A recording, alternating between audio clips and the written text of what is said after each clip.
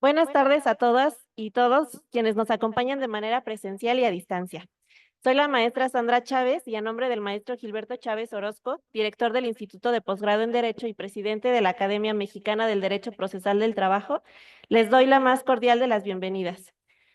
Por compromisos contraídos con anterioridad, él no nos podrá acompañar en esta ocasión. Conscientes de la importancia de que se conozca a las personas candidatas a integrar el Poder Judicial Federal, su trayectoria, posturas y propuestas, el Instituto y la Academia han abierto sus espacios físicos y digitales para quienes deseen participar con ese objetivo. Con el mismo fin, adicionalmente, podrán disertar sobre temas jurídicos de su experticia.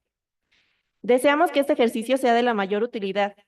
Así, el Instituto y la Academia aportan su esfuerzo para que México tenga a las y los mejores hombres y mujeres que integren juzgados y tribunales federales y la Suprema Corte de Justicia de la Nación. A continuación, doy algunas notas de la semblanza curricular de la maestra en Derecho Araceli Palacios Duque.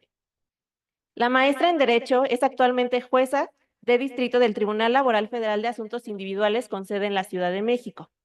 Cabe destacar que fue ella quien inauguró el Tribunal Laboral Federal de Asuntos Individuales con sede en Villahermosa en noviembre de 2020. Fundó dicho tribunal y estuvo hasta octubre de 2022, en donde se incorporó al Tribunal Laboral Federal de Asuntos Individuales con sede en la Ciudad de México, desde octubre de 2022, en que se inauguraron dichos tribunales en esta ciudad. Es en dicho tribunal en donde pertenece al día de hoy. Es licenciada en Derecho por la Universidad Nacional Autónoma de México, con mención honorífica. Tiene curso básico y especialidad en Secretaría de Tribunal Colegiado y de Juzgado de Distrito, una maestría en Derecho Constitucional y Amparo con mención honorífica por la Barra Nacional de Abogados, igualmente especialidad en Derecho Laboral con excelencia académica por la Universidad Panamericana. Tiene especialidad en Derecho del Trabajo y Justicia Laboral por la Escuela Federal de Formación Judicial. Cabe destacar que en la Escuela Federal de Formación Judicial también es profesora de la especialidad de Derecho del Trabajo y Justicia Laboral. También imparte clases en el taller de cálculo de prestaciones laborales. Ha impartido diversas conferencias en la Universidad Nacional Autónoma de México. Cuenta con diversos diplomados en procedimiento oral, civil y mercantil, forense en el sistema procesal penal acusatorio, en seguridad social y en proceso penal y garantismo. Además, cuenta con una amplia carrera judicial, en donde inició como oficial judicial, fue secretaria de juzgado, secretaria de acuerdos, secretaria proyectista y secretaria de juzgado en diversos juzgados de distrito en materia de trabajo y tribunales colegiados en materia de trabajo. Adicionalmente, cuenta con diversos cursos y talleres.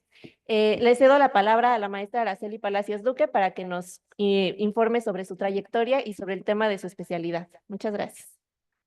Hola, buenas tardes a todos. Primero que nada, un gran agradecimiento. Quiero externar este agradecimiento al Instituto de Posgrado en Derecho, especialmente al doctor Gilberto Chávez, por esta convocatoria que hace para que toda la sociedad conozca a personas que estamos aspirando a un puesto en este nuevo Poder Judicial que se va a reformar ahora el 1 de junio. Sabemos que estamos ya inmersos en un proceso electoral. Su servidora, como acaban ustedes de escuchar, actualmente cuento con el lugar de jueza de distrito en materia laboral en asuntos individuales con sede en esta Ciudad de México. Efectivamente, yo formo parte de la primera generación de jueces laborales en México.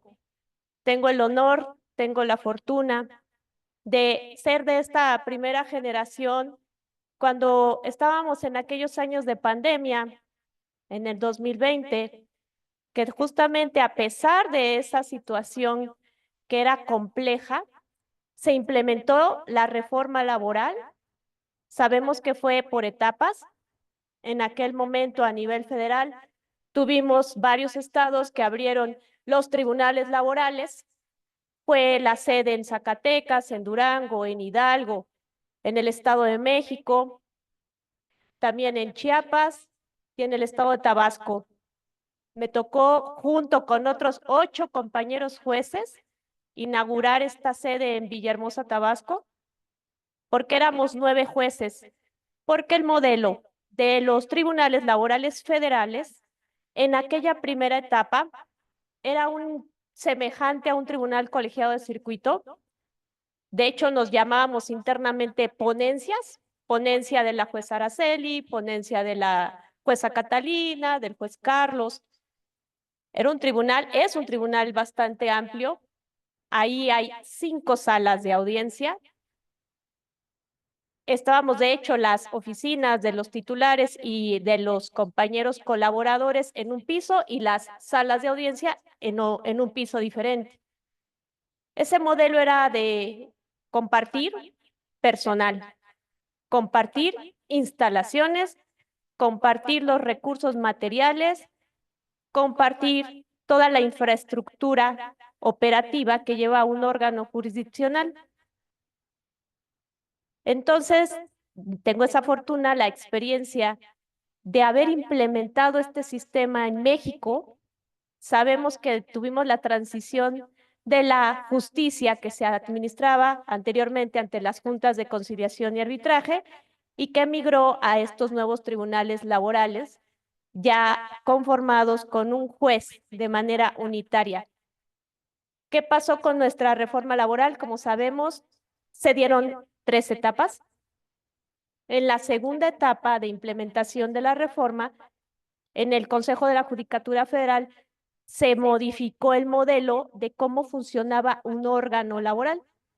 En la segunda etapa ya estaba solamente el juez con una plantilla de personal definida, 3 secretarios, 2 actuarios y algunos colaboradores oficiales judiciales, su propio coordinador técnico administrativo, y esa era una plantilla ya básica y para un solo titular con su propia sala de audiencias, ya no era un modelo compartido.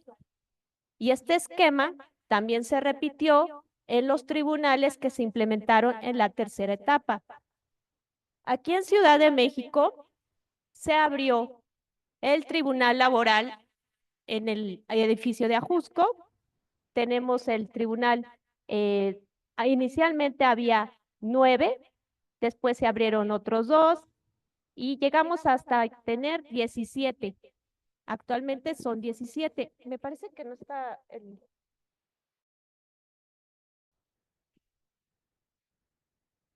bien, de hecho, me parece más cómodo así.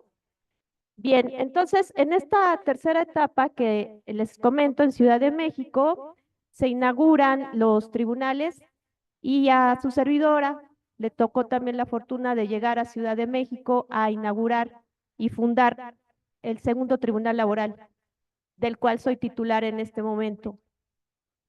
Yo soy originaria de la Ciudad de México, bueno, en esencia, técnicamente nací en Naucalpan de Juárez, pero desde muy pequeña, 2, 3 años, mis padres me llevaron a Iztapalapa.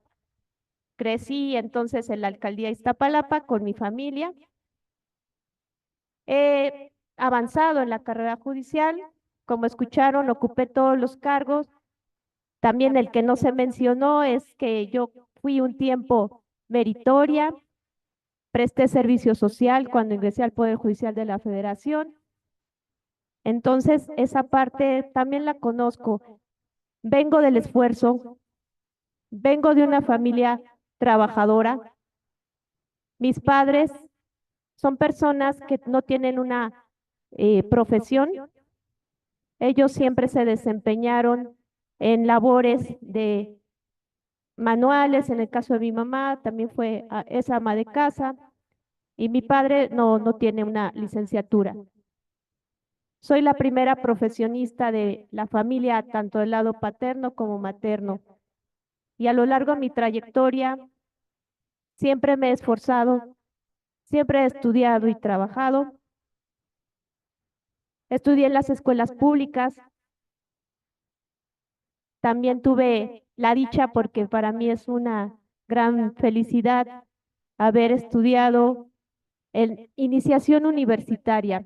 La iniciación universitaria equivale a una secundaria. Se imparte en la preparatoria número 2 de la Universidad Nacional Autónoma de México. Ingresé ahí porque mi papá era prefecto y como una prestación para los trabajadores, se permite que sus hijos ingresen a esta iniciación universitaria. De ahí completé lo que es el equivalente a secundaria y me incorporé a preparatoria y posteriormente llegué a la licenciatura que cursé en la FES Aragón. Y pues como escucharon, me ha gustado siempre estudiar y mi trayectoria laboral, la experiencia que he tenido es en juzgado de distrito en materia de trabajo y tribunal colegiado de circuito también en materia de trabajo, todos en Ciudad de México. Esa experiencia que conocí de primera mano en el juzgado de distrito, los diversos juicios de amparo indirecto bajo el esquema de las juntas, me permitió pues tener de primera mano esta sensibilidad con el trámite de juicios laborales. Darme cuenta que en principio la junta estaba rebasada, como todos sabemos, demasiada carga de trabajo, la justicia demasiado lenta, y sabemos que justicia lenta no es justicia. También, ¿por qué soy sensible con la materia laboral? Porque les reitero, mi familia era trabajadora, me tocó desde muy pequeña, a la edad de 11 años, comenzar a trabajar. Y evidentemente, pues no tenía un salario muy, digamos, tan muy bien remunerado. Soy muy sensible a la problemática social, a la problemática de los trabajadores y evidentemente soy protectora de esos derechos. Pero de igual manera, soy una juzgadora imparcial. Siempre tengo por eje rector el análisis de las pruebas que se están rindiendo en juicio. No por proteger a los trabajadores, siempre, siempre, siempre vamos a soslayar que también los patrones evidentemente tienen que ser escuchados.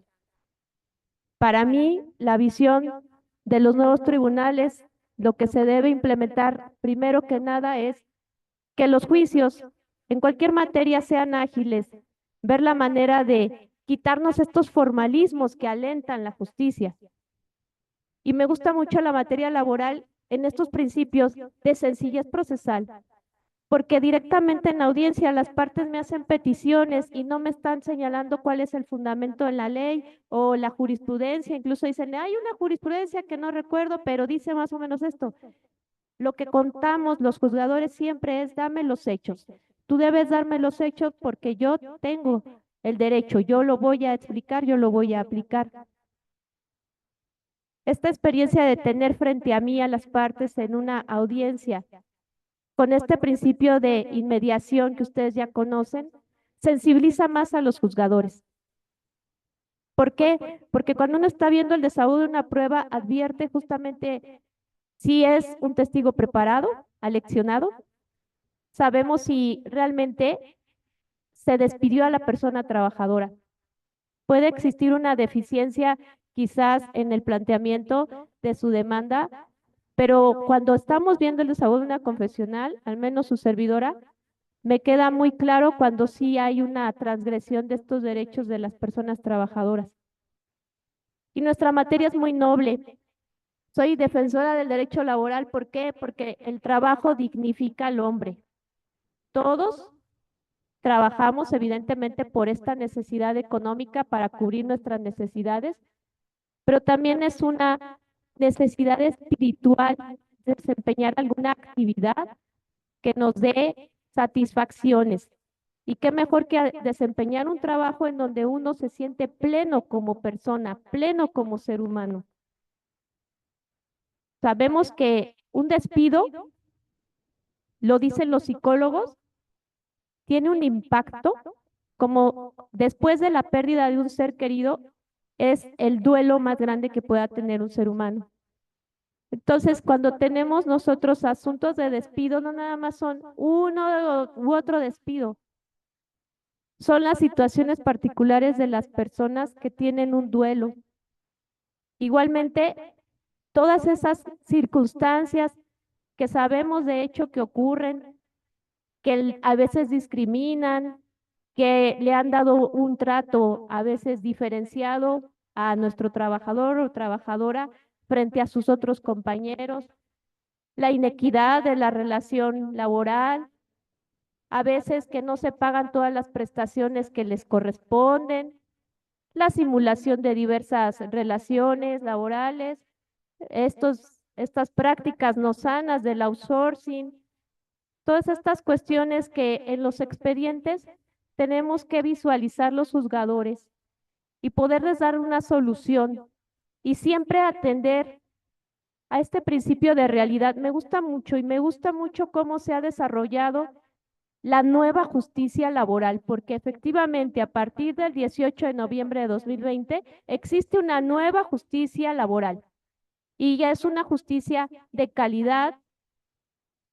Hemos mejorado en tiempo. Saben ustedes que aún y cuando ya en este momento los tribunales laborales a nivel nacional nos encontramos un poco más rebasados en carga de trabajo y se ha incrementado la solución de los mismos, lo cierto es que los procedimientos laborales, el que es el promedio de solución de un conflicto ordinario, por ejemplo, son unos 8 meses.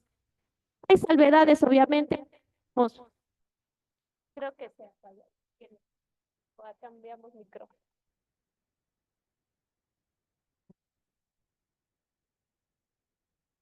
Gracias. ¿Sí me escuchan? Bueno, pues gracias también a las audiencias orales ya no le tengo miedo al micro.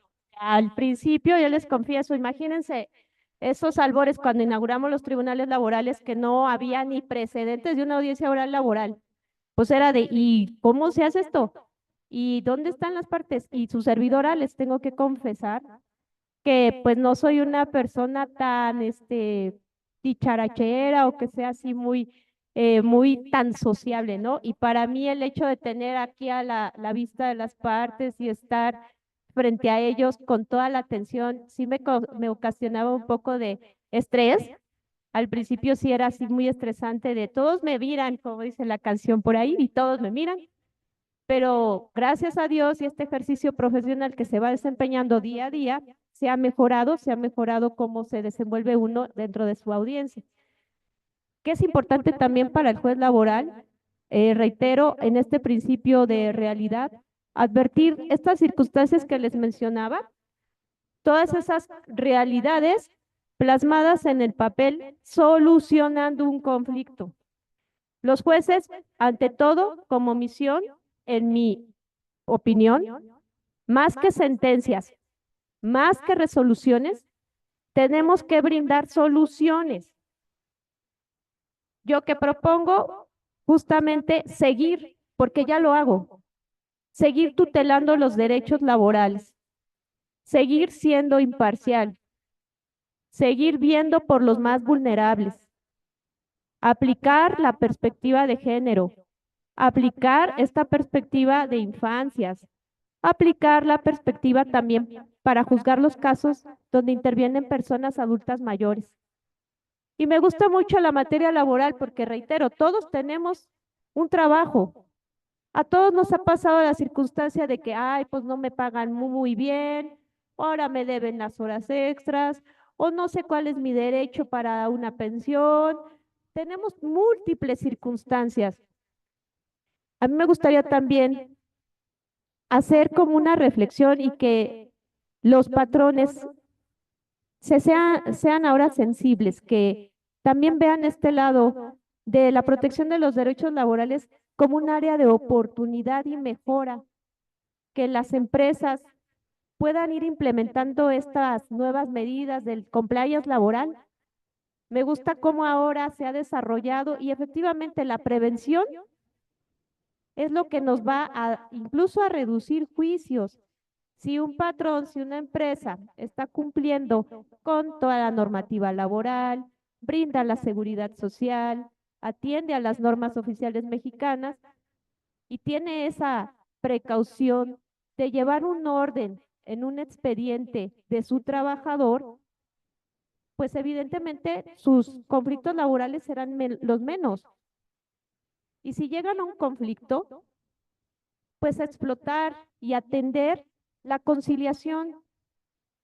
Muchos no están como muy de acuerdo con acudir a la conciliación. Actualmente se critica que dicen que el centro de conciliación también ya se demora, que ya nada más acuden por el trámite de la constancia, que realmente no hay un acercamiento con los conciliadores para que se pueda reflexionar y proponer soluciones y pues ya lo ven como un trámite.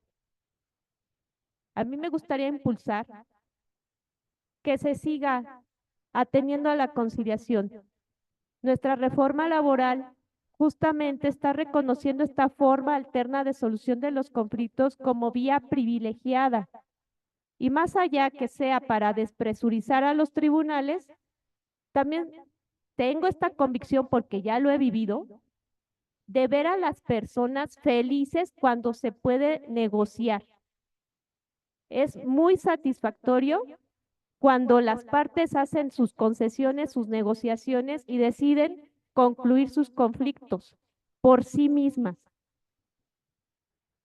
Yo reiteraría, aprovechen la instancia conciliadora ante el centro y si llegan a la sede judicial, sepan y tengan claro que los jueces laborales estamos fomentando esta conciliación también con esta facultad que nos confiere el artículo 873K de la Ley Federal del Trabajo, en este papel proactivo y conciliador. El juez facilita. De hecho, pues ha habido también comentarios, los he escuchado, en cuanto a en qué medida interviene o debe intervenir el juzgador. ¿Por qué motivo? Porque puede ser que prejuzgue de algunos hechos que se le manifiesten ahí.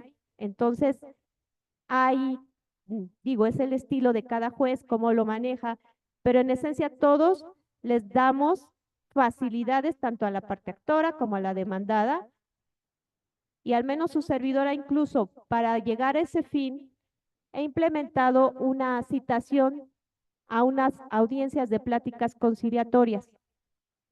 La Ley Federal del Trabajo no establece una citación expresa para ese objetivo.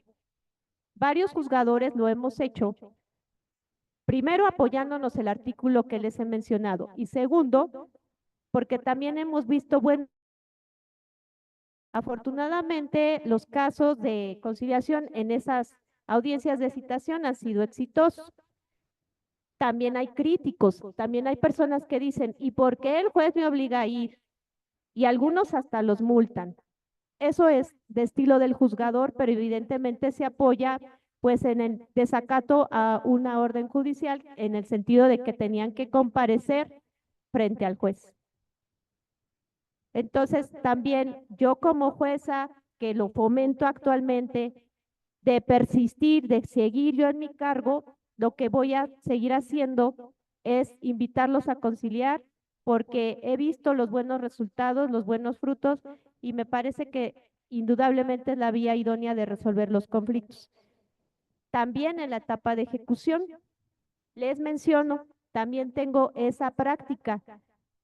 En ejecución, ustedes saben que el 945 de la ley laboral permite que el juez tome también otras medidas para que se pueda ejecutar la sentencia. Soy partidaria de que esa ejecución de sentencia debe ser también de lo más pronta posible, porque igual, sentencia emitida y no cumplida, pues son buenos deseos, a nadie le sirve. Tenemos que implementar entonces esa forma de hacer cumplir nuestras sentencias, evidentemente con el impulso claro de la parte que obtuvo, de la parte que tiene su sentencia favorable. Y yo les comento lo que he implementado en mi tribunal, también en ejecución de sentencia, les hago invitación a pláticas conciliatorias y ha sido exitosa. Hemos podido implementar esta modalidad de que, a ver, empleadora, ya estás condenada, ya fuiste oída y vencida en juicio, perdiste tu amparo, vamos a ver de qué manera vas a pagar. Si no pagas hoy, vas a pagar mañana, pero vas a terminar pagando. Entonces, esas han sido las formas en las que yo he podido despresurizar, darle agilidad a los procedimientos y lo voy a continuar haciendo sí estoy todavía en el cargo. Igualmente, en relación a estas formas recientes de cómo se prestan los servicios laborales, tenemos el teletrabajo. ¿Por qué me gusta ese tema? Porque es reciente, es una modalidad que ya saben que se acaba de regular. Bueno, yo lo digo acaba porque es 2021 y que derivó también de esa pandemia.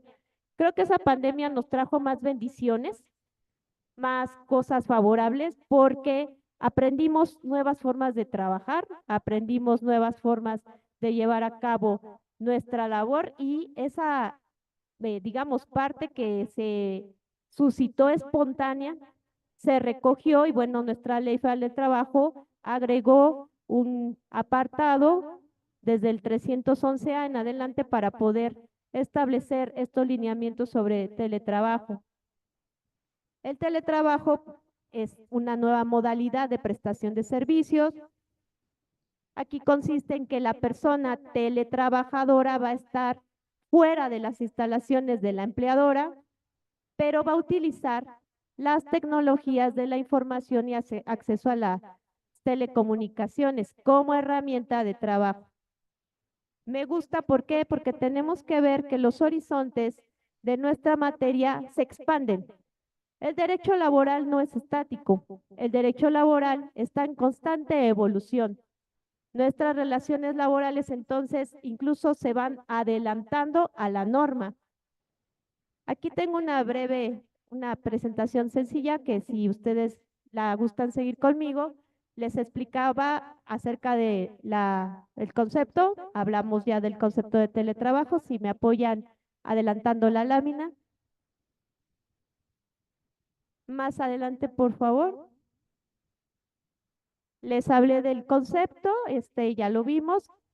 Quiero, para efecto de recordar, quedarnos con la idea de la persona teletrabajadora fuera de las instalaciones físicas de la empleadora y que se utilizan las tecnologías de la información y telecomunicación como herramienta de trabajo. Si me apoyan, por favor. Aquí está mi lámina, una persona teletrabajadora, porque así la llamamos, y el empleador a distancia. Continuamos, por favor. Ya hablamos de la definición. Si me apoyan, una más. Unos conceptos que, si se regresan, ahí, muy amables. Unos conceptos que son sinónimos: teletrabajo, el trabajo a distancia, el home office y el trabajo remoto. Todos estos son sinónimos. Estamos hablando de una prestación de servicios fuera de la instalación física de la empleadora, utilizando estas tecnologías de la información y de la comunicación como herramienta de trabajo. Si me apoyan, por favor.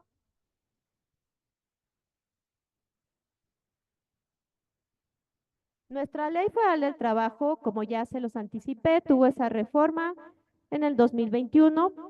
Ya se reguló en nuestra ley porque en la época de pandemia, a raíz de la regulación que habían emitido las autoridades sanitarias, había nada más una normativa administrativa donde pues se regularon estas empresas de acuerdo a su giro comercial para ver cuáles eran las actividades vulnerables y del esquema que recordamos en aquel momento.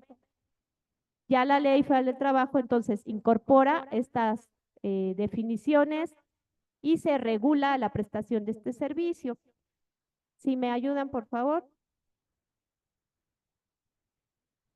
Bien, entonces hablábamos del teletrabajo que tiene que estar justamente establecido. Hay que elaborar un contrato. El teletrabajo, esta modalidad, y quiero enfatizar que es modalidad, porque así lo marca nuestra ley, incluso está inserto en el apartado de los trabajos especiales. Se insertó este nuevo apartado para el estudio del teletrabajo en ese rubro de los trabajos especiales. Si me ayudan, por favor. Quiero hacer un comentario que ha habido una confusión del teletrabajo con un concepto trabajo reconocía como el trabajo a domicilio. En el caso del trabajo a domicilio había un convenio en el cual el patrón le vendía materias primas u objetos a la persona trabajadora para que esta persona trabajadora transformara o confeccionara esta materia prima dentro de su propio domicilio y que posteriormente se lo vendiera al propio patrón o incluso por cualquier convenio o operación se entregara a este patrón. ¿Cuál es la característica del trabajo a domicilio? Que es algo artesanal y que no se emplean las tecnologías de la información y telecomunicación. Siguiente, por favor. Entonces, aquí definición que nos da nuestra Ley Federal del Trabajo habla de trabajador a domicilio. Es la persona que trabaja personalmente o con la ayuda de miembros de su familia para un patrón. Siguiente. Son patrones en esta relación las personas que dan trabajo a domicilio, sea que suministren o no los útiles o materiales de trabajo y cualquiera que sea la forma de la remuneración. ¿Seguimos? Y ahora la definición de nuestro teletrabajo, les mencionaba, es una forma de organización laboral subordinada. Aquí consiste en el desempeño de las actividades remuneradas en lugares distintos al establecimiento de la empleadora. Como elemento básico es que el teletrabajador que se ocupan estas tecnologías que ya he mencionado y que comúnmente se conocen como las TICs. Siguiente. También la ley nos da el concepto de qué es la persona trabajadora en esta modalidad. Evidentemente tiene que prestar un servicio personal, remunerado, subordinado, pero su característica es fuera de las instalaciones físicas de la fuente de empleo y se utilizan las tecnologías de la información. Igualmente es necesario puntualizar que esta gestión y transformación de la información se utiliza con estos componentes tecnológicos y le permiten crear, modificar, almacenar, proteger y recuperar la información. ¿Proseguimos? Nuestra ley también menciona que se regirán por las disposiciones de este capítulo que les mencionaba, las relaciones laborales, cuando se trate de más del 40% del tiempo en el domicilio de la persona trabajadora bajo esta modalidad. No se va a considerar teletrabajo aquel que se realice de forma ocasional o esporádica.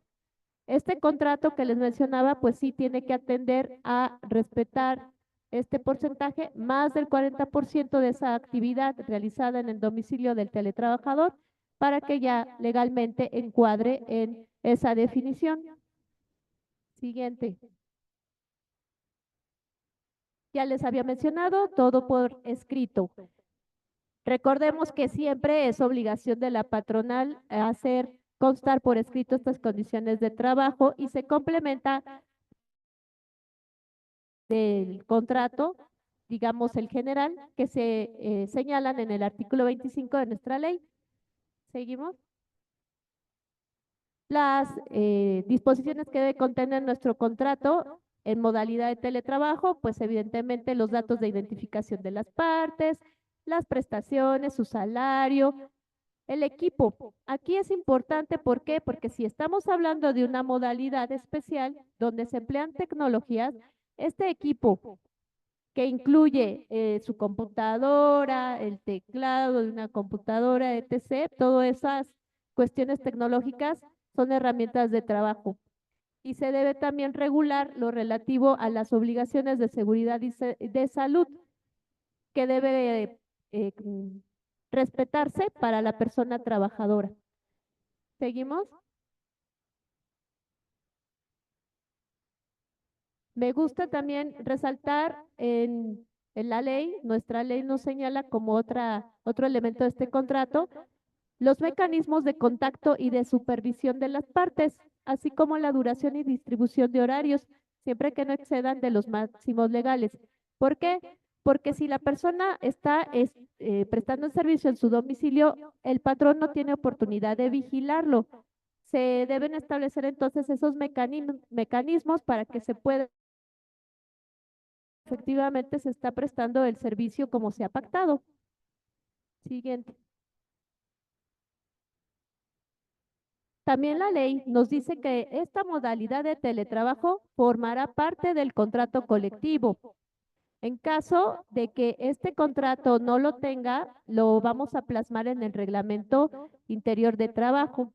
Y evidentemente también las personas teletrabajadoras tienen que tener un ejemplar del mismo contrato, tienen que conocer sus derechos y también ellos van a tener los derechos sindicales que todos los trabajadores tienen, de asociación, de libertad sindical, todos ellos tienen los mismos derechos. Una persona teletrabajadora no está disminuida en sus derechos, los tiene exactamente iguales. Siguiente. Esto es lo que les mencioné, si no se cuenta con el contrato colectivo, entonces se debe incluir el teletrabajo en su reglamento interior.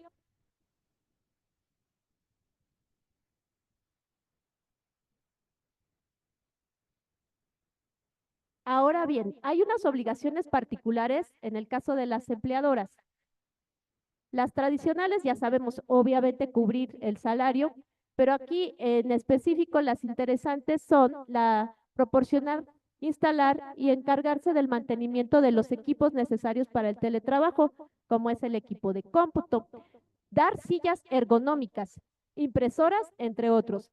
Resalté sillas ergonómicas. ¿Por qué motivo? Porque eventualmente esta modalidad de teletrabajo implica prestar todo el día este servicio sentado. Y ya la ergonomía que se ha encargado de estudiar justamente que tu silla sea cómoda, la posición del descansabrazos, que la altura de tus pies no esté, que tu silla te quede cómoda para que tus pies no estén como volando. Porque les voy a platicar una anécdota que es muy curiosa, como estas nuevas modalidades, justamente si tú pasas mucho tiempo sentado en una posición incómoda, que tus piernas estén elevadas, no toques completamente de manera cómoda el suelo, no hay una adecuada circulación sanguínea. Y si estamos más de 8 horas o más en esa posición, por mucho tiempo, por un tiempo prolongado, sí podemos tener impactos en nuestra salud. Y pues a futuro, en muchos años, pues también pudiéramos hablar de un riesgo de trabajo. Y sí lo llegué a ver, me tocó un caso justamente en el tribunal de Villahermosa, que era una persona secretaria que justamente toda su trayectoria laboral había sido oficinista y de hecho habían ofrecido una prueba pericial para demostrar que en su área de trabajo esa silla que ella tenía no cumplía los estándares de la ergonomía, no estaba ajustada, incluso que en su área de trabajo ni siquiera había luz, y son elementos muy, para mí, interesantes. Creo que antes de estas situaciones, en unos años atrás no los estábamos observando, pero es importante traerlos aquí a colación porque justamente si estamos en una modalidad de prestación de servicios donde vas a estar sentado prácticamente todo el día, lo mínimo que te debe proporcionar la empleadora sería esta silla que sí cumpla los requerimientos ergonómicos. Otra obligación patronal especial en esta modalidad se trata que derivan de este teletrabajo. Se incluye el pago de servicios de telecomunicación y parte proporcional de electricidad. Evidentemente son los insumos que la persona trabajadora no los emplearía en su vida cotidiana porque pues va a desempeñar su función a través de estas tecnologías. Si me ayudan, por favor.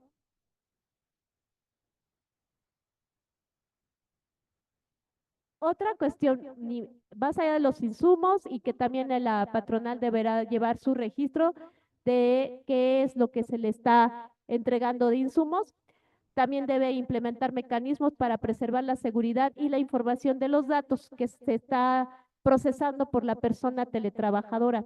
Y un derecho que me fascinó ahora en esta modalidad es el derecho a la desconexión. La ley ya reconoce este derecho a la desconexión digital de las personas trabajadoras en esta modalidad y dice la ley, al término de la jornada laboral.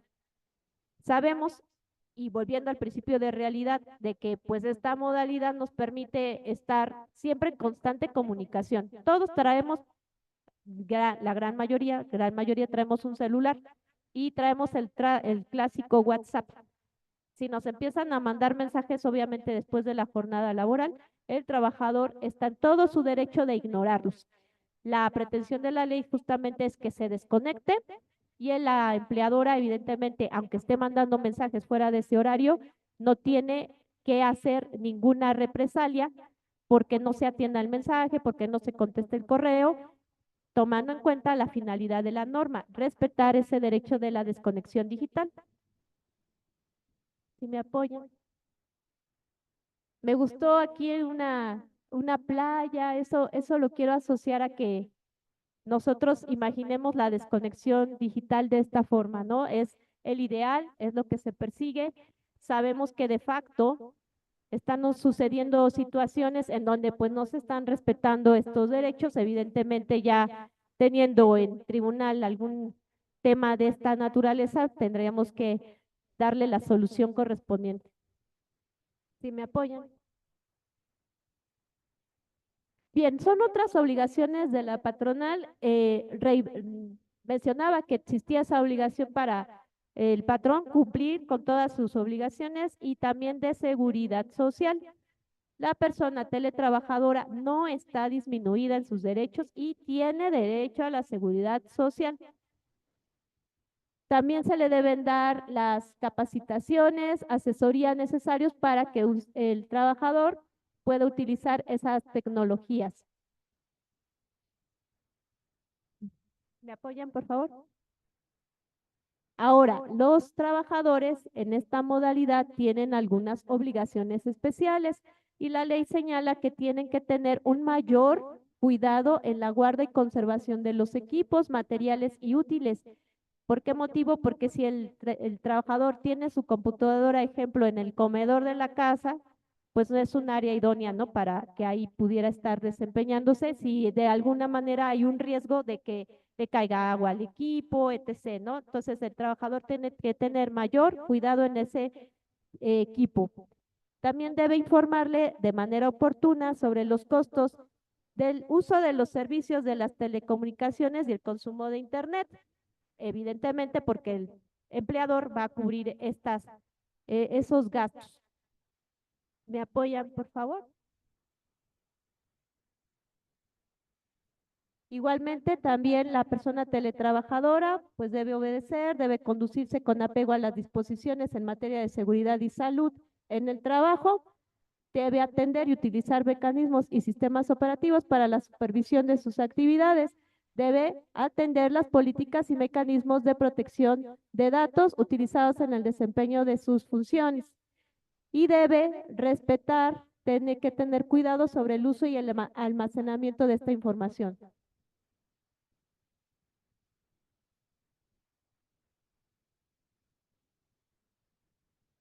Me están dando aquí ya un corte de inspiración. Igual, es un tema bastante amplio. Si podemos avanzar un poquito, vamos entonces nada más aquí. eh, Hay una forma también interesante de la ley, porque recordemos que cuando estábamos en pandemia, muchas personas tuvieron que migrar a la prestación del servicio en la modalidad de teletrabajo y justo la Ley Federal del Trabajo dice que existe esa reversión de la modalidad. Si alguna persona que está ahora en modalidad de teletrabajo quiere ser presencial, puede volver a su modalidad presencial. Proseguimos. También es importante una garantía del derecho de la intimidad de las personas teletrabajadoras, que en este caso, si bien es cierto, la patronal tendría que implementar unas medidas para cerciorarse y supervisar su función, lo cierto es de que no pueden invadir esa intimidad de las personas porque se encuentran dentro de su hogar. Y en cuanto a las condiciones de seguridad y salud para los trabajos que se desempeñan en esta modalidad, les reitero que existe una norma oficial mexicana donde se establece ya y se regula estos factores de riesgo y que se tiene que tomar medidas por la empleadora sobre seguridad y salud. Y se atiende a estos factores ergonómicos, psicosociales y otro tipo de riesgos adversos. Continuamos. Esta es la NOM 037, que regula lo que les acabo de mencionar, y se llama, conocida comúnmente como la ley Home Office. Esta es realmente la síntesis de lo que la NOM nos establece, las condiciones de seguridad y salud en el trabajo, respetando siempre la desconexión digital.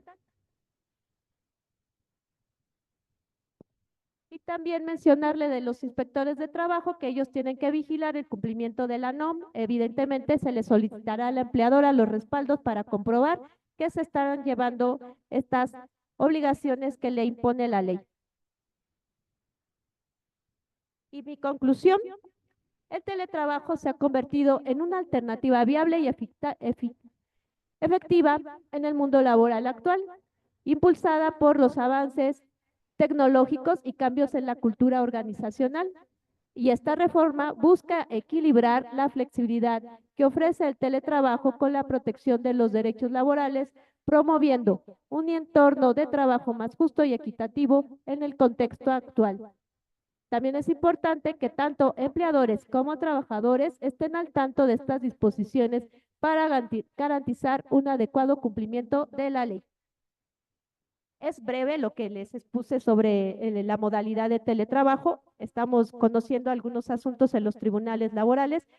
Mi consejo, mi tip sería sí tener bien presente la definición de teletrabajo, porque algunos de los conflictos que nos han llegado a los tribunales laborales están mezclando, están confundiendo esa modalidad de teletrabajo y obviamente pues tiene una consecuencia cuando se está dictando ya la sentencia definitiva. Muchas, muchas gracias. ¿Sí se escucha? Muchas gracias, jueza Araceli Palacios. Disculpe que le tengamos que cortar la palabra. La verdad es que una hora no da tiempo para que hable sobre todo lo que tiene experiencia y su trayectoria, pero bueno, tratamos de darle el espacio y quisiéramos abrir el espacio para preguntas. Me gustaría empezar yo. Si alguien más tiene alguna, la puede redactar en el chat. También quisiera precisar que se está transmitiendo en vivo en Facebook esta conferencia, donde también tenemos asistentes. Y bueno, no lo mencioné, pero en su currículum, pues cuenta con carrera judicial desde 2003. Al día de hoy, eso implica más de 20 años de trayectoria de carrera judicial. Quisiera preguntarle al respecto para usted, ¿qué implica esta trayectoria y de qué manera sería una ventaja o tal vez desventaja que usted nos lo pueda platicar, sobre todo para la gente que no es abogada, que no pues que no tiene conocimiento al respecto? Eso en cuanto a su trayectoria. Y como una segunda pregunta, me gustaría que nos dijera si usted modificaría algo en la legislación y en su caso, ¿qué sería lo que modificaría respecto al teletrabajo para mejorar en beneficio de los teletrabajadores? Muchas gracias. Gracias. Pues en primer lugar, sí, esta trayectoria son 22 años de carrera judicial. Les mencionaba pues todo el andar que tuve desde que fui prestadora de servicio social y que también fui meritoria y escalé. Me congratulo de ello, de haber ocupado los puestos de carrera judicial todos. Bueno, me faltó actuario. ¿Qué beneficios? Bueno, pues al conocer desde dentro el sistema judicial y fundamentalmente el sistema laboral, que como les mencioné, siempre he estado en juzgado de distrito y en tribunal colegiado de circuito en materia laboral, conozco cómo era la operatividad del modelo de las juntas de conciliación y arbitraje y cómo hemos transitado a esta nueva justicia laboral impartida por jueces. La nueva justicia laboral es benéfica para todos, hemos reducido los plazos de resolución de los conflictos, también en la ejecución les damos mucha celeridad, vemos la manera de resolverlos de la más eficaz forma. A lo mejor, quizás porque yo tengo estos años en carrera judicial, quizás exista algún tipo de sesgo porque tenemos a veces como un chip que ya estamos predispuestos a hacer las cosas de una determinada forma, ya estamos con un esquema de cómo es la función jurisdiccional. Siento, no es una situación que sea desfavorable, al contrario, incluso por los conocimientos, por la experiencia y por mi trayectoria, yo les puedo asegurar que seguiré de ser electa, de continuar yo en la función, aplicando la misma justicia social, velando por los más vulnerables, protegiendo el derecho laboral, siendo imparcial, siendo justa, siendo equitativa. Eso es lo que caracteriza a todo juez, su imparcialidad. El hecho de tener estos años de carrera judicial yo creo que me enriquecen y que yo puedo aportar lo mejor de mí para que este nuevo Poder Judicial que se va a transformar brinde un mejor servicio para México. Me falta la segunda, ¿verdad? ¿Qué voy a modificarle a la Ley Federal del Trabajo? Pues sí, algunos aspectos que me parece de área de oportunidad, sobre todo esta parte de la intimidad, cómo se puede vigilar. Evidentemente, una empleadora necesita un mecanismo de supervisión de la labor. Si bien es cierto que la ley dice que no se tiene que invadir esa intimidad, está como un poco vaga. Creo que entonces ahí hace falta ampliarlo. De hecho, alguien me preguntaba que si podía la patronal ponerle cámaras en el domicilio de la persona trabajadora. Obviamente no, esa es una total violación al domicilio y su intimidad, pero sí saber con más certeza de qué manera se pueden supervisar sus labores. También la persona empleadora, pues evidentemente necesita saber cómo se está manejando la información. Todo esto se está operando a nivel de información, de archivos. Incluso hay obligación de la persona teletrabajadora de atender a la protección de los datos personales y de resguardar esa información y la confidencialidad de toda información que conozca en uso de su justamente ejercicio de su función. Yo creo que esa es un área de oportunidad para la ley. Muchas gracias. Tenemos una pregunta adicional en el chat que de cierta manera ya contestó, pero quizá nos pueda ahondar al respecto, y es ¿qué opina sobre la reforma laboral y su impacto en la justicia laboral? Pues que la reforma fue un acierto, la reforma laboral, sabemos que la Constitución, el 24 de febrero de 2017, fue cuando implementó ya el modelo de justicia laboral a través de los jueces, y que fue hasta mayo de 2019 cuando la Ley Federal del Trabajo, primero de mayo, por cierto, porque nos gustan las fechas emblemáticas, cuando se reforma nuestra Ley Federal del Trabajo. Para mí es un acierto, se lo repito, he visto los juicios laborales desde antes, cuando estábamos en el sistema de las juntas, era de verdad eh, impactante ver expedientes que hasta llegaban tomos así gigantes, todos grandes, gordos, con hojitas de papel cebolla mecanografiadas con estas máquinas de las antiguas, no sé si se pueda decir la marca de las Olivetti, o sea, impresionante. Y que actualmente los jueces laborales, este sistema, sobre todo la oralidad es maravillosa, es divina. Me gusta porque la justicia laboral actualmente con este principio de inmediación se los garantizo, el juez advierte esas expresiones, esa forma del desahogo de las pruebas de viva voz y que ahí directamente, sin ninguna formalidad, las partes les expresen al juez cómo es que es su petición y que uno directamente resuelva los recursos, los incidentes y cualquier manifestación que hagan, es inmejorable. Para mí es todo un acierto la reforma laboral. Muchas gracias. Pues para finalizar, para la gente que quisiera seguir en contacto con usted y seguir conociendo sobre su trayectoria, sus propuestas y campaña en general actual, ¿dónde la puede encontrar? Redes sociales, digo, ahorita que estás mencionando usted esto del teletrabajo, hoy es la manera en que se hace campaña, ¿dónde la pueden contactar? Tengo redes oficiales, también comentarles que son nuevas.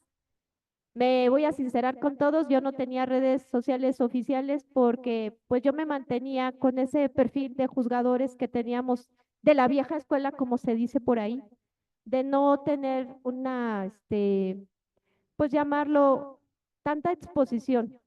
Y creo que efectivamente ahora necesitamos ser vistos, que toda la ciudadanía se dé cuenta de que somos personas tan humanas como todos, que tenemos valores, que tenemos sentimientos, que tenemos necesidades, que tenemos sueños, que tenemos aspiraciones y tenemos responsabilidades. Me localizan en las redes sociales, en TikTok soy Jueza Ara Palacios Duque. Hay un Facebook, también dice Jueza Araceli Palacios Duque. En Instagram, igual, Jueza Araceli Palacios Duque. Y también en el X. No van a encontrar tanto contenido, pero paulatinamente lo iré alimentando y pues garantizarles que su servidora siempre seguirá prestando sus conocimientos y su mejor actitud para resolver las problemáticas sociales. Mi objetivo siempre es darle una solución a todos los casos que llegan a mis manos. Muchas gracias. Muchas gracias, jueza. Bueno, y si me permiten ya el último comercial.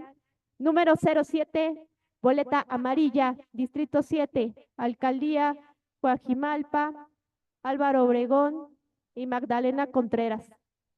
Si me pueden ustedes dar su voto de confianza, estaremos ahí en esa boleta el 1 de junio.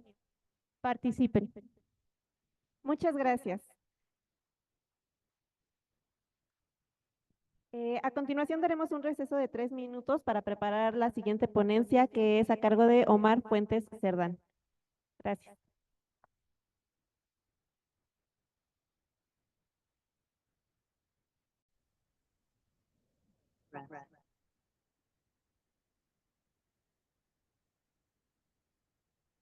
Buenas tardes nuevamente a todas y todos quienes nos acompañan de manera presencial y a distancia. Soy la maestra Sandra Chávez, a nombre del maestro Gilberto Chávez Orozco, director del Instituto de Posgrado en Derecho y presidente de la Academia Mexicana del Derecho Procesal del Trabajo. Les doy la más cordial de las bienvenidas. Por compromisos contraídos con anterioridad, él no nos podrá acompañar en esta ocasión, pero está conectado de manera virtual. Como comentábamos, conscientes de la importancia de que se conozcan las personas candidatas a integrar el Poder Judicial Federal, su trayectoria, posturas y propuestas, el Instituto y la Academia han abierto sus espacios físicos y digitales para quienes deseen participar con ese objetivo. Con el mismo fin, adicionalmente, podrán disertar sobre temas jurídicos de su experticia. Deseamos que este ejercicio sea de la mayor utilidad. Así, el Instituto y la Academia aportan su esfuerzo para que México tenga a las y los mejores hombres y mujeres que integren juzgados y tribunales federales, así como la Suprema Corte de Justicia de la Nación. A continuación nos acompaña Omar Fuentes Cerdán, de quien leeré una semblanza curricular. Cuenta con doctorado en la Universidad Autónoma del Estado de México, con segundo mejor promedio de la generación, con la línea de investigación Justicia Penal. Es doctor en Derecho con cédula. Doctor honoris causa por el Claustro Doctoral de México en ceremonia solemne en el Salón Legisladores de la República de la Cámara de Diputados. Es candidato a doctor en Derecho Procesal Penal y Constitucional del Instituto de Estudios Superiores en Derecho Penal. Cuenta con una maestría otorgada por la UNAM con la tesis Acción Hipotecaria en los Juicios de Paz Civil en el Distrito Federal, donde también obtuvo mención honorífica.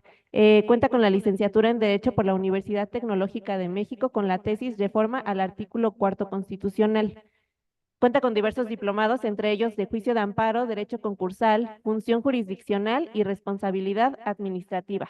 Cuenta con experiencia como docente en niveles doctoral, maestría y licenciatura. Asimismo, como experiencia laboral, tiene una carrera judicial de 20 años acumulados en el Poder Judicial de la Federación, actualmente secretario de Tribunal Colegiado, secretario de Tribunal Unitario, hoy de apelación, actuario judicial, fue secretario comisionado en el caso de Oaxaca de la Suprema Corte de Justicia de la Nación, técnico investigador, consejero del Consejo de la Judicatura Federal, y fuera del Poder Judicial Federal, es director general de la Dirección General de Asuntos Jurídicos de la Secretaría de Transporte, hoy Movilidad del Estado de México, en donde se desempeñó. Además, fue abogado postulante en el despacho Fuentes, Cerdán y Asociados. Con dicha semblanza, le cedo la palabra para que nos comente sobre su trayectoria y el tema de su interés. Muchas gracias. Muchas gracias. Sí me escucho, ¿verdad? ¿Qué es lo importante? ¿Sí se escucha bien? Sí, lo escuchamos bien. Perfecto, muchas gracias. Sí, antes de comenzar, quiero agradecer al maestro Gilberto Chávez Orozco, el director del Instituto del Posgrado de Posgrado en Derecho y la Academia Mexicana del Derecho Procesal del Trabajo, por la oportunidad del espacio. Bueno, brevemente, su servidor, además de haberme desempeñado en el Poder Judicial de la Federación, también tuve la oportunidad de haber trabajado en el Tribunal Superior de Justicia del entonces Distrito Federal. Perdón. Y fui postulante también en materia del trabajo en un despacho donde se llevaban asuntos colectivos e individuales. Y bueno, actualmente me encuentro en el cuarto tribunal colegiado en materia penal del segundo circuito. Especialmente, no, yo en lo personal no tenía, no tenía intenciones de tratar un tema muy especializado, sino hacer una reflexión. Me gustaría empezar diciendo,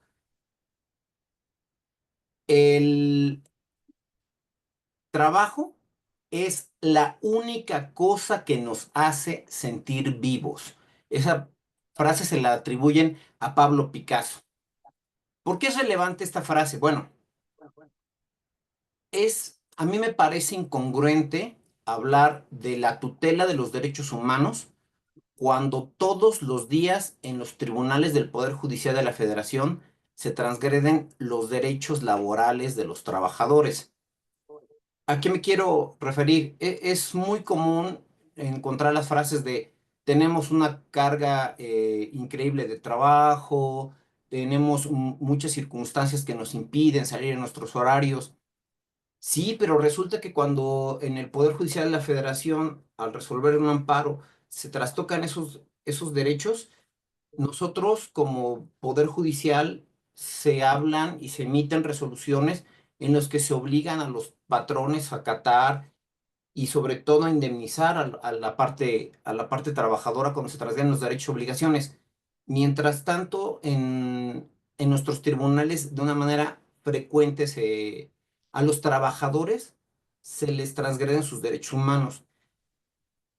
Mi punto o mi reflexión va en torno a la cultura de respeto y protección de los derechos laborales. ¿A qué me refiero con esto?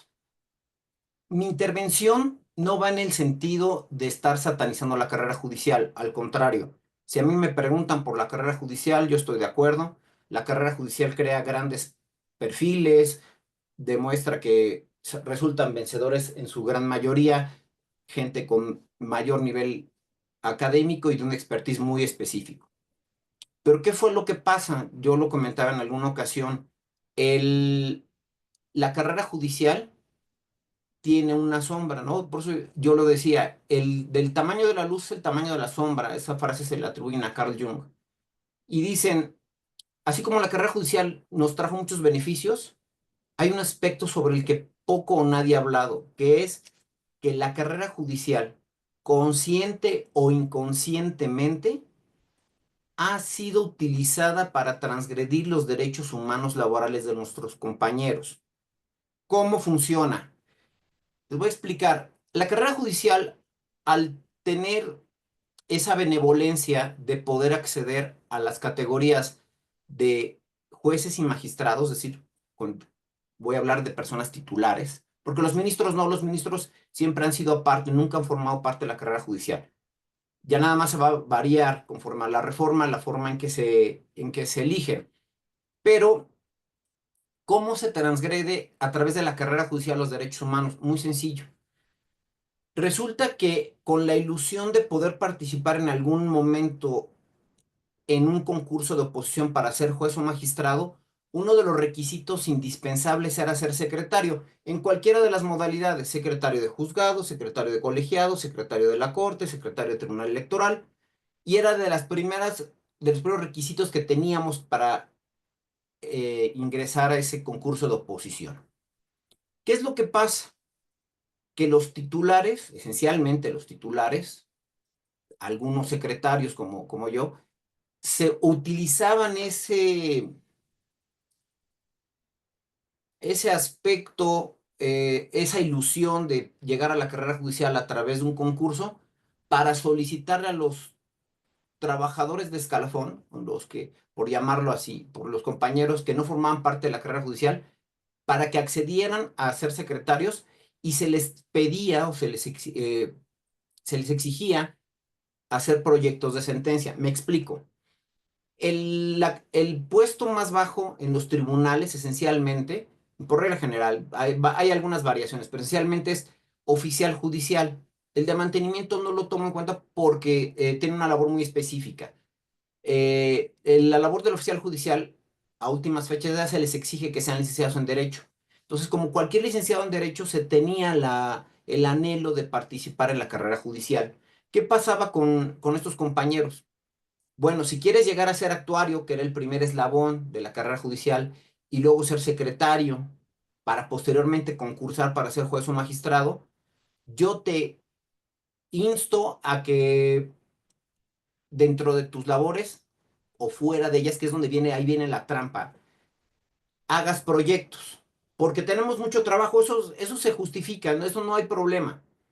Y ojo, esta reflexión que estoy haciendo y que estoy compartiendo con ustedes, no se trata o no va relacionado a que yo diga que las personas que no tienen el perfil de secretario, el puesto de secretario, de actuario, no deban proyectar o no deban avanzar. No, les voy a explicar dónde está la trampa y dónde está la transgresión de derechos humanos, que incluso fue lo que provocó la reacción de todos y cada uno de los compañeros para eliminar la carrera judicial. Es decir, cuando a un oficial judicial o a un actuario le empezaron a pedir proyectos, llegó el momento, yo lo vi en varias ocasiones, que les exigían una especie de cuenta. La cuenta, para los que no tengan mucho conocimiento del sistema judicial, es cuando llega un titular, a cada uno de los secretarios nos pide un número mínimo de sentencias a la semana.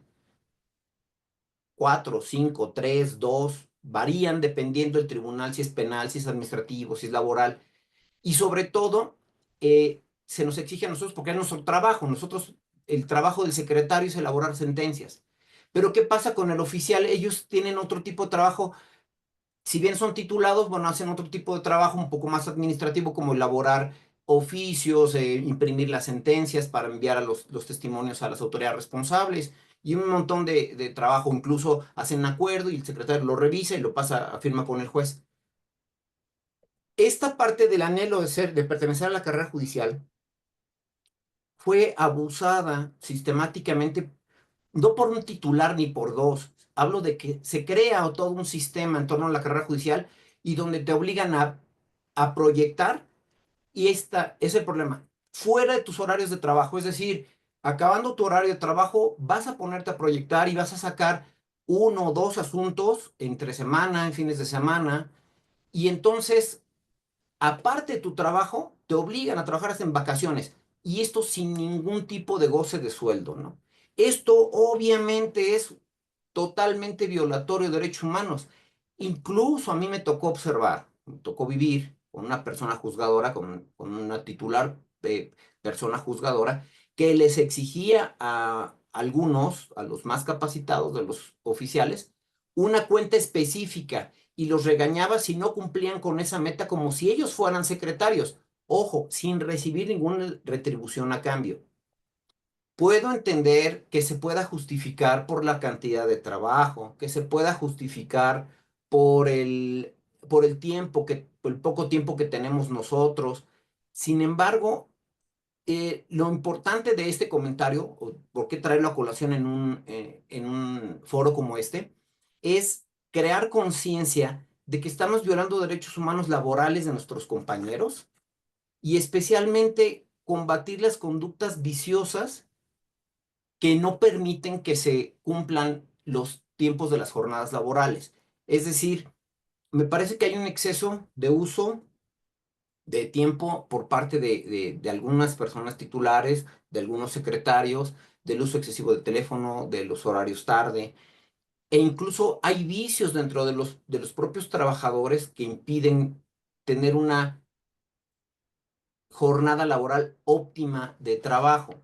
Es decir, Hay una regla que establece que si tú no puedes cumplir con tu horario de labores de las 8 horas, quiere decir que uno, o tienes una carga exagerada o excesiva de trabajo, dos, no sabes hacer tu trabajo, o tres, que es la peor de todas y creo que a veces es la más evidente, que haces o desempeñas labores que no son propias de tu trabajo y que te quitan tiempo, es decir, redes sociales, el desayuno prolongado. Yo no estoy diciendo que la gente no desayune. Yo hablo de que te toman una hora, el pastel. Hay muchas conductas que tenemos y que se justifican. ¿Por qué? Si yo llego a las 9 de la mañana y sé que voy a salir a las 10 de la noche en mi jornada laboral, obviamente eso implica que yo soy un ser humano que tengo necesidades específicas. Tengo que ir al baño, tengo que comer, tengo que desayunar. Si por algo yo sé que me voy a quedar en mi lugar de trabajo más de 12 horas porque la cantidad de trabajo es impresionante, pues es lógico que en ese inter voy a aprovechar para ir al banco, para cobrar la tanda, para regresar y hacer mis ventas por catálogo, porque de todas maneras tengo perdido todo el día y a veces, y a mí me tocó en ocasiones ver que algún titular llegaba a las 12 del día, pero de manera sistemática, y esa hora empezaba a revisar el acuerdo. Y a las 7 de la noche empezaba a llamar a los secretarios para revisar las sentencias.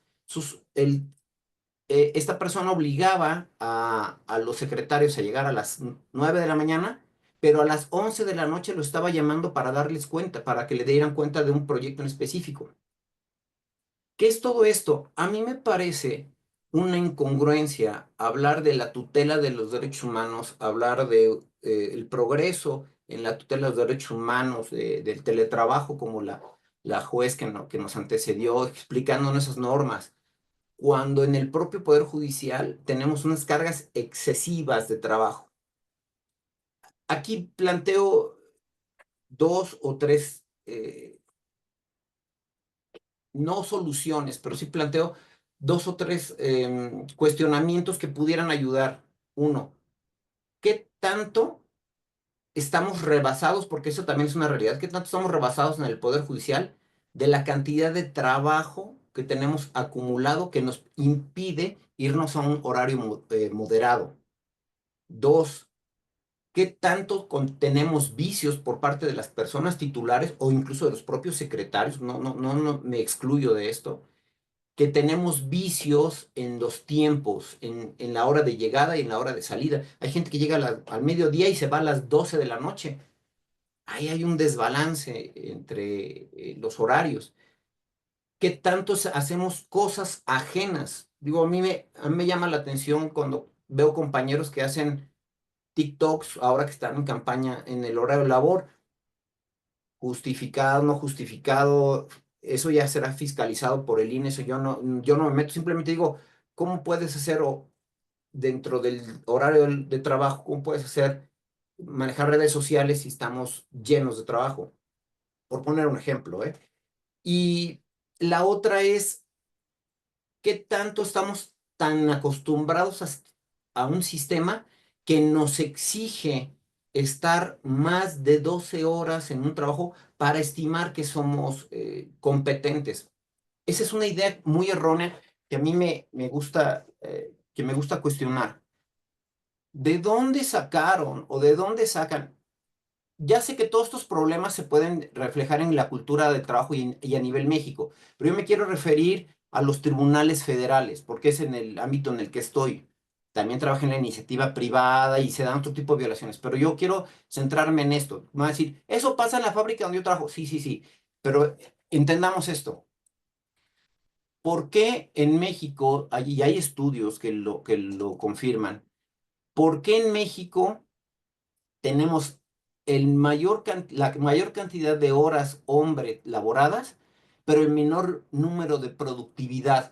Y hablo a nivel privado como a nivel público. Esto es relevante. ¿Por qué? Porque estamos a punto de cambiar de este sistema de carrera judicial a uno de elecciones. Antes, o como lo explicaba yo, esa ilusión de ir a la carrera judicial, de en algún momento postularme como candidato a un a hasta un juzgado de distrito, una magistratura, yo sabía que si daba yo la vida, dejaba yo mi vida, mi juventud y mi salud en en los tribunales, me iba a dar derecho o me iba a posibilitar el ingreso a ese examen. Hoy por hoy, al eliminar la parte de la carrera judicial, creo que va a tener que haber una transformación en la cultura laboral dentro de los tribunales federales, o debe de haberla, al menos lo estimo yo. ¿Y por qué es esto? Sobre todo porque debemos de evolucionar en la cultura del respeto y la protección a los derechos humanos fuera de los tribunales y dentro de los propios tribunales. No es posible que seamos candil de la calle, oscuridad de tu casa. Cuando estuve en algún área del consejo revisando actuaciones, me tocó ver casos extremos donde había juzgadores que cerraban la puerta con llave para evitar que se fuera su personal. Todo eso me parece, no es la norma general, me queda claro, pero creo que son de esos detalles que debemos analizar y de los cuales deben estar conscientes las ahora personas que estamos siendo candidatos para ser votados, porque nos vamos a encontrar con esta situación donde en aras de querer sacar el trabajo, en aras de justificar una justicia pronta y expedita, que es un derecho humano para los ciudadanos, ¿qué tanto estamos dispuestos a destruir y a trastocar todos los derechos humanos laborales de nuestros propios compañeros?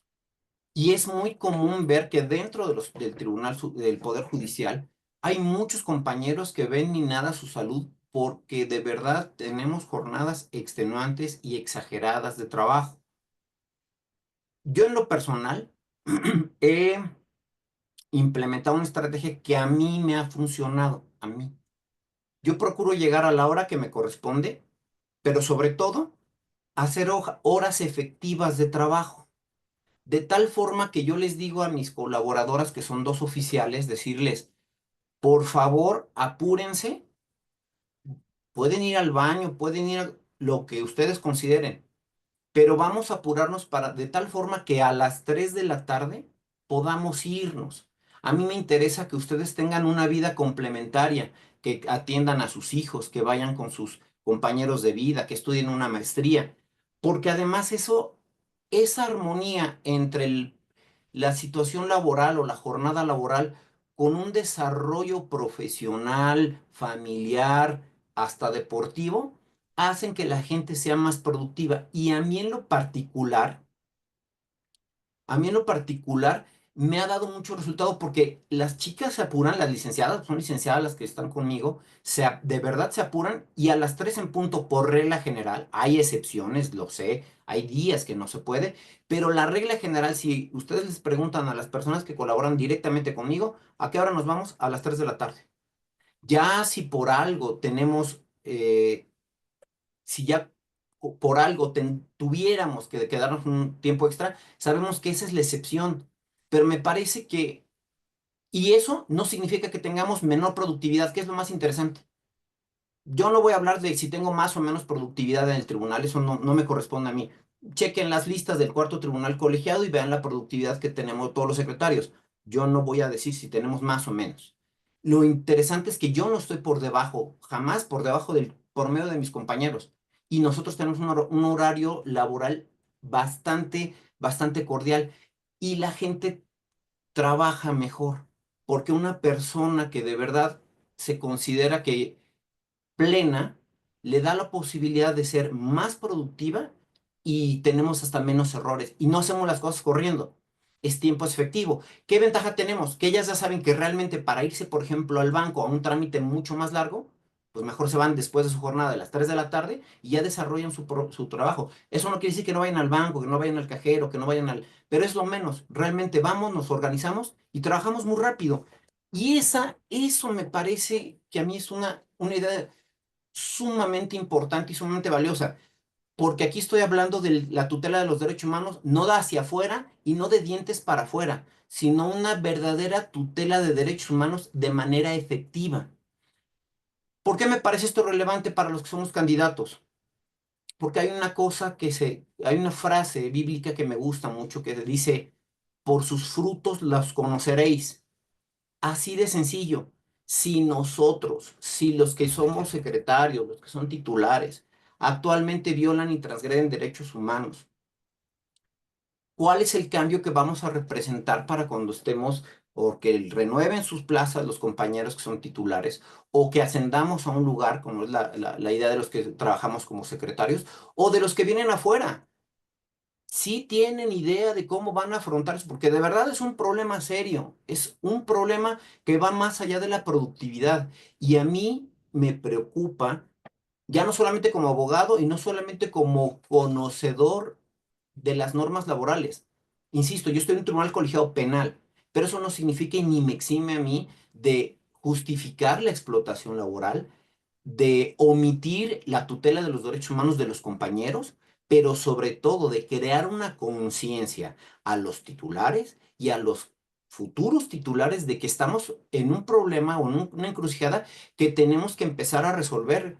E incluso creo que este es el momento adecuado para empezar a entender que debemos de cambiar las cosas como las hemos hecho toda la vida, no porque se hayan hecho mal. Yo simplemente estoy diciendo que podemos hacer cosas diferentes o mejorar las que hemos hecho hasta el día de hoy. Esa sería mi postura, eso es a lo que yo les vine a platicar.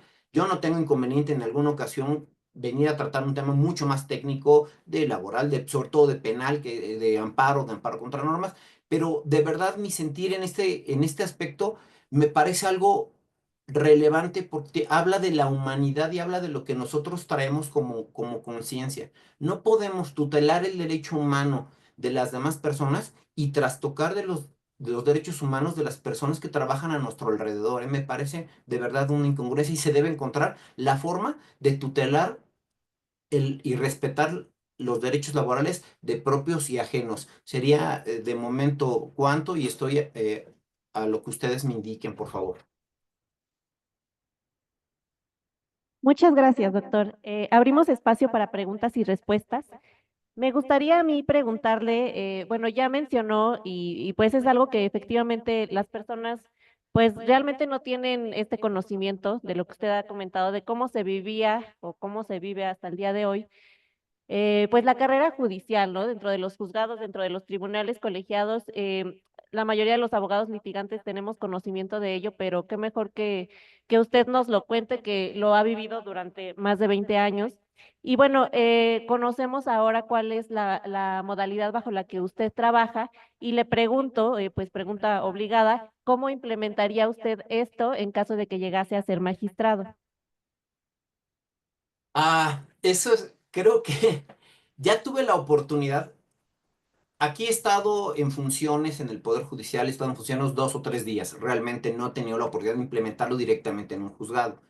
Sin embargo, ya fui como en la semblanza que la maestra me hizo favor de leer.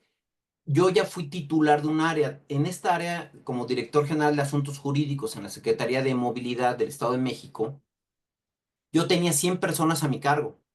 100. No eran dos ni eran tres, eran 100 personas.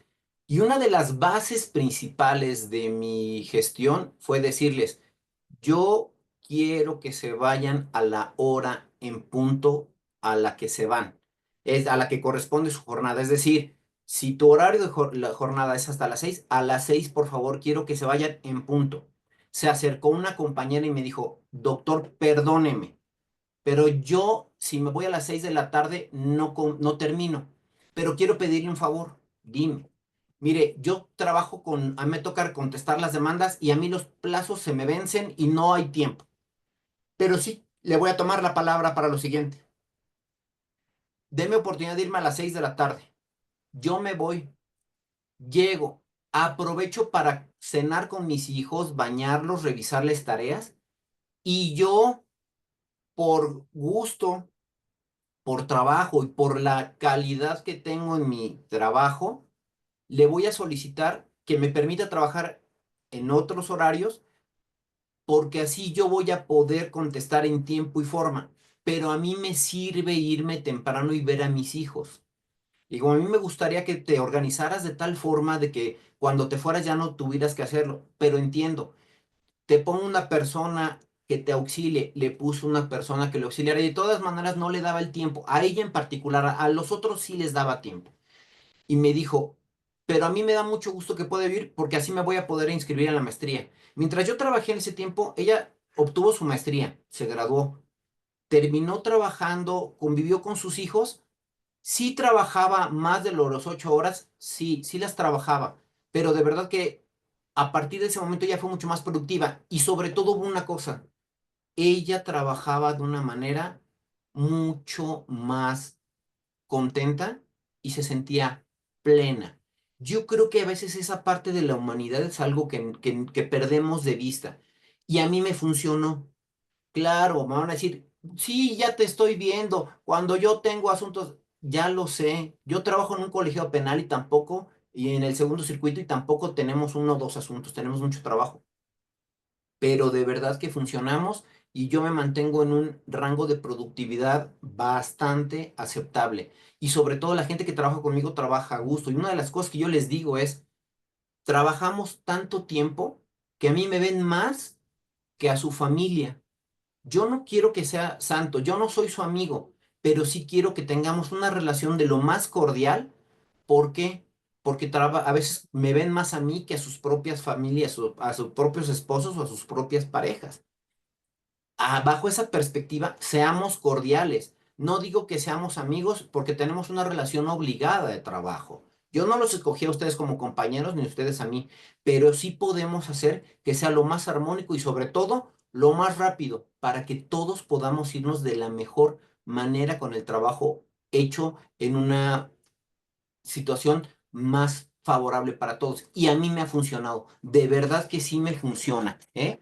No, y no se trata de venir a decir que somos amigos, no somos familia, somos compañeros, pero ante todo somos seres humanos donde todos tenemos problemas, derechos, obligaciones. Y de verdad que a mí me incluso me llegó a pasar que me han pasado oficiales que llegaron a tener conflictos con otros secretarios y conmigo operan bastante bien. Yo creo que esa es una parte fundamental, dejar de vernos como máquinas de trabajo y lograr apreciarnos como lo que somos, seres humanos con derechos, con obligaciones, con virtudes y que estamos derechos. No es lo mismo que yo obligue a una persona a que proyecte y que le exija en 2 semanas que me dé 2 proyectos porque es su obligación, a que si me dice, yo quiero aprender y yo se los hago porque, bueno, pero yo no estoy diciendo que se tenga que hacer un abuso excesivo, porque se convierte en una explotación laboral. E incluso si una persona quiere aprender, lo ideal es que se puedan conjugar para que pueda hacer esas labores de aprendizaje dentro de su horario laboral. Creo que esa es la parte. Recordar que somos seres humanos todos, tanto los justiciables, pero también los que trabajamos dentro, ¿no? Sí, claro, incluso, bueno, se ha comentado que en vez de tener algún horario laboral, sino que se trabaje a resultados, ¿no? Mencionan aquí en el chat, por ejemplo, sí que haya organización y orden. Ser empresa socialmente responsable ayuda más a un colaborador que a que un sindicato. Solicitar ese apoyo y ser flexible, perdón, y eso es comprensión. Trabajar en equipo, no amigos, no familia. Claro, aquí al respecto es súper interesante. Hay gente que se acomoda trabajando en su casa. Yo en la pandemia tuve la oportunidad de hacer teletrabajo. Yo nunca había hecho teletrabajo. Y la verdad es que a mí me funcionó. Yo fui igual de productivo yendo al lugar de trabajo que trabajando desde casa. Yo no tengo problema. A mí si me preguntan, ¿qué prefieres? Me da lo mismo. A mí, porque tengo la capacidad de concentrarme. Ese creo es una de las claves. Me concentro a trabajar, termino mi trabajo y fin del asunto. Y busco siempre tratar de armonizar. No somos trabajo. Sí, el trabajo es la única cosa que nos hace sentir vivos, pero no plenos. ojo con esta parte, a veces perdemos de vista que tenemos otro tipo de necesidades. Por eso decían por ahí, ¿quieres ser feliz? Ten un amante, ¿no? Decían. Y sí, ¿a qué se refieren con esto? Ten un amante, ¿a qué se refiere? Ve al partido de fútbol, ve al frontón, ve a lavar tu carro, pule tu carro. ¿Qué es lo que a ti, ojo, qué es lo que le da continente a tu vida? Sí, el trabajo a todos nos gusta y en los que nos gusta trabajar en lo que nos apasiona es una cosa maravillosa. Si a mí me preguntan, ¿qué te gusta hacer? Dictar sentencias. ¿Por qué? Porque es una de las cosas más sublimes que puede hacer uno. Cuando uno hace una sentencia es ponerse en un ámbito totalmente distinto de lo físico y la mente poder decidir, poder emitir una opinión, en el caso de los que somos proyectistas, de quién tiene razones de las cosas más hermosas y más sublimes que puede haber. No hay otra cosa más sublime en la vida. Yo creería que solamente ser madre o ser padre, pero eso es otra cosa. Hablo desde el punto de vista de lo laboral.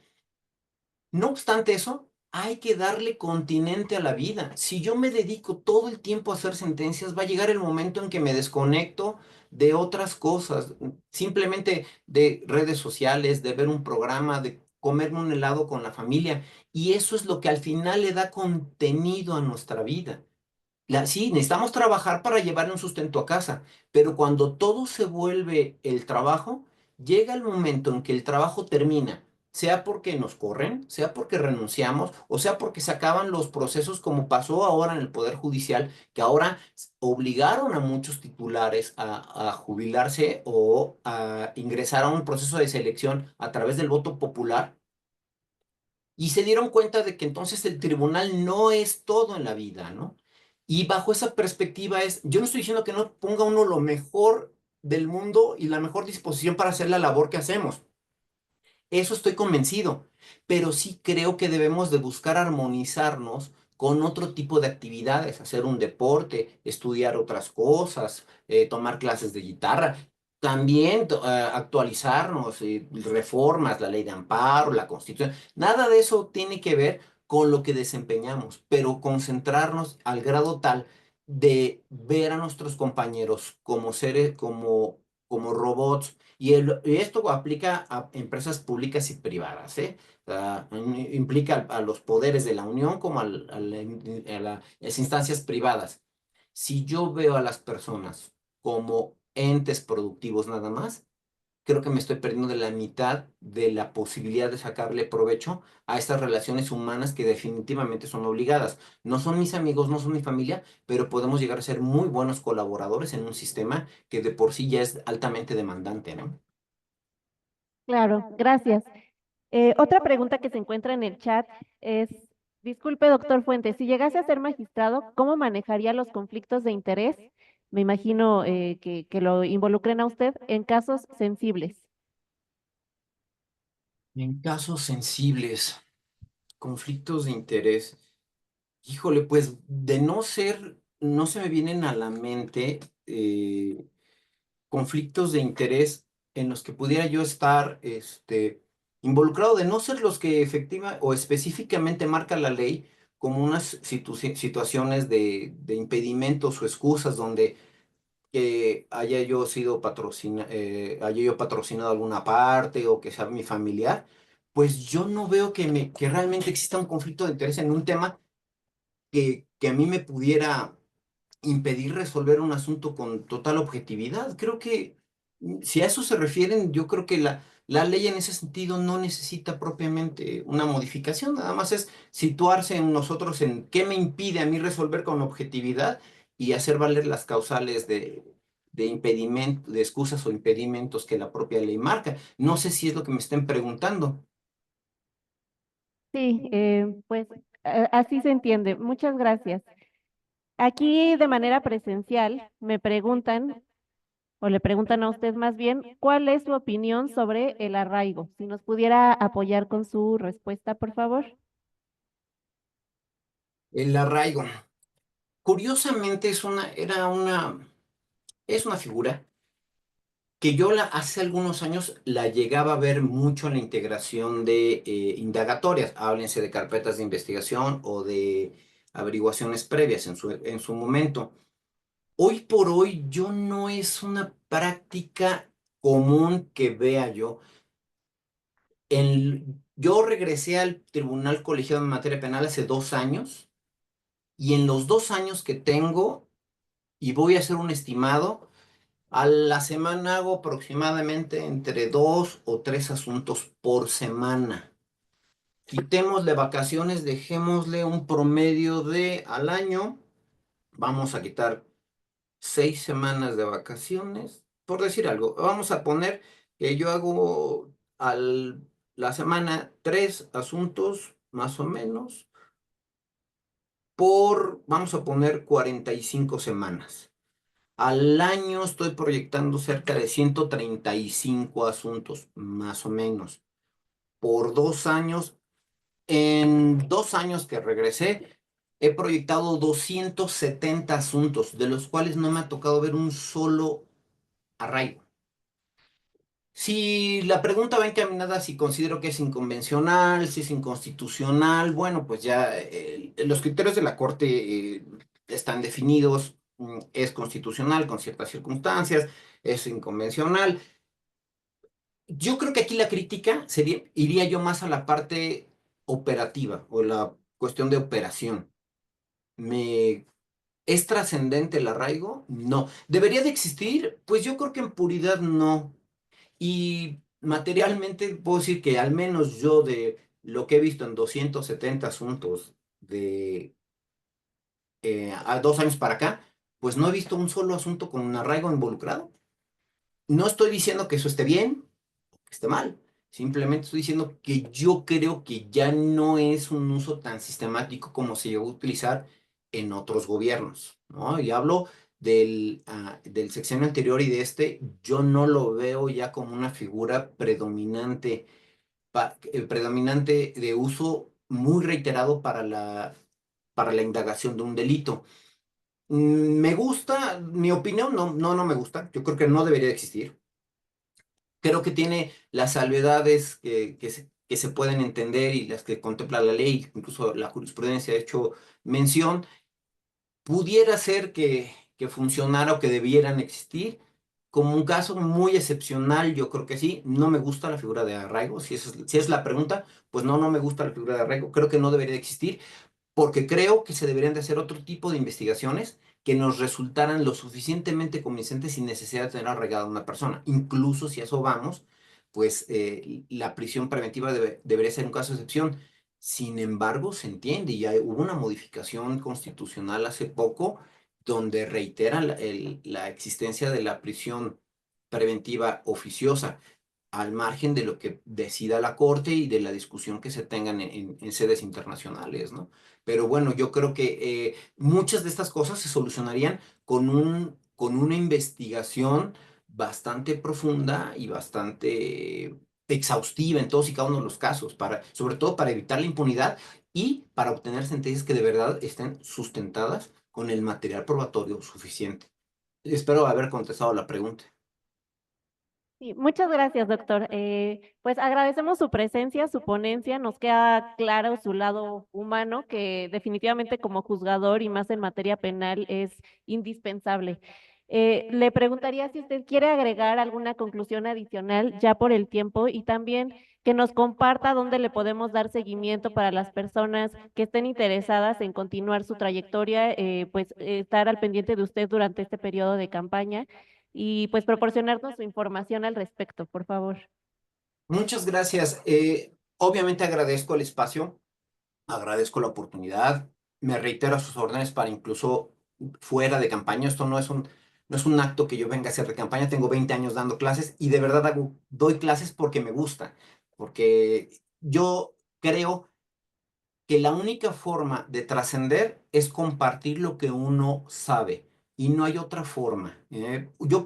A mí se me podrá reconocer como padre de familia, podrán o no reconocerme, podré tener un grado, pero yo creo que siempre se va a acordar alguien a quien logré tocar su corazón cuando le compartí algo de lo que yo logré aprender, sea estudiando o sea ejerciendo. Entonces, Yo creo que esa es mi principal aportación y sobre todo reflexionar. Me voy con esta frase que dice todo cambia, nada es, ¿no?